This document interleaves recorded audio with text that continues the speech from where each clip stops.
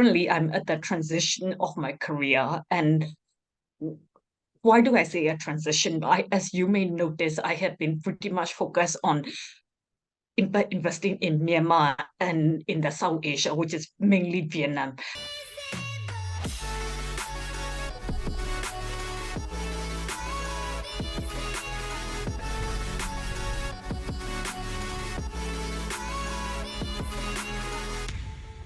This is good. So we will start with the interview now.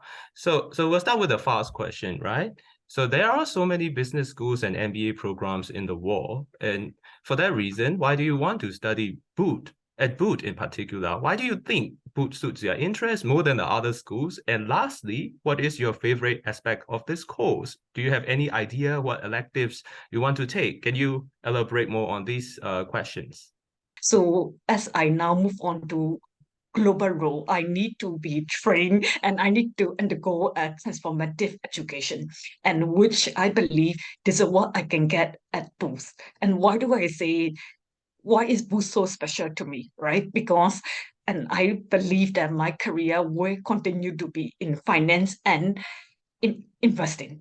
But finance and investing is not just about quant. Of course, Boo is known for quant, but Boo is also known for entrepreneurship and its well-rounded education. And this, I believe, one key reason I want to join Booth, and why this particular program at Booth, it is because it is in the 3 different continents.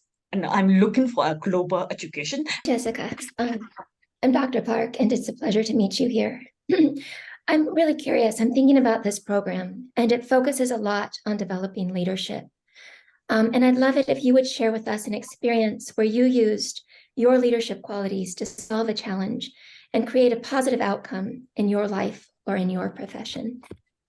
Sure, I have been quite blessed with the leadership opportunities throughout my life, and I would like to highlight one leadership that I did. It was back in 2017.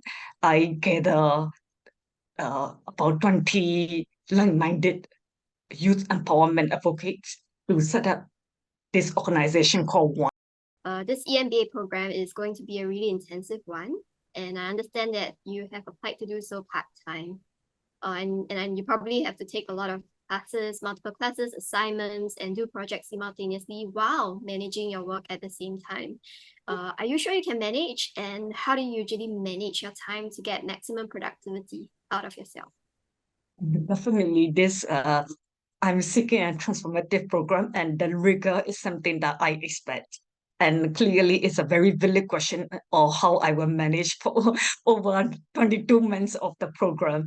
And I believe one thing for me, I'm goal-oriented. And before I commit myself, I have thought through the commitment, like be it energy, time, even the mental space that is required of me.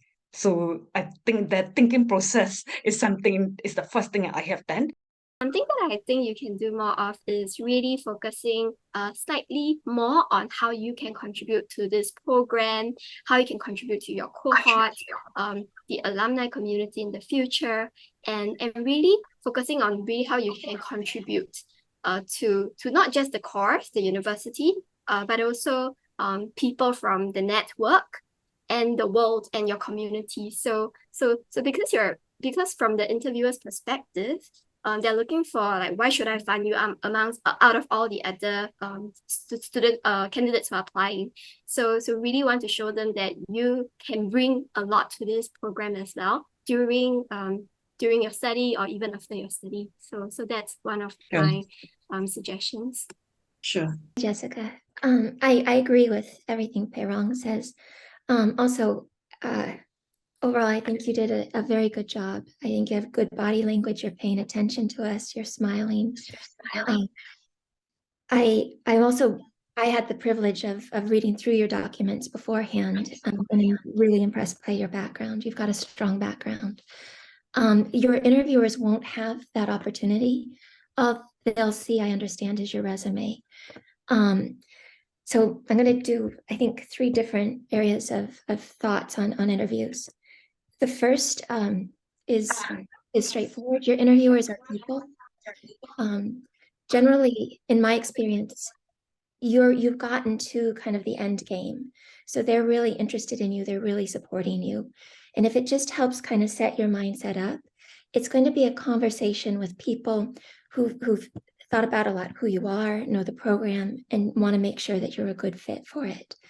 Yeah, that's a very important consideration, because if your work has a lot of confidential information, confidential issues, right? Yeah. You have to be, you have to communicate them ahead of time to your interviewers, because so that they don't make this kind of, they don't make the negative impression like, oh, she doesn't talk much about her profession. So you have to communicate them fast that this is the reason why I don't want to talk a lot in details about my work, but more on my personal development side. We'll focus more on that, which is totally fair and actually very good. And it tells you something about your personal writer as well. You don't just leak secrets, right? And they take it very seriously. Yeah.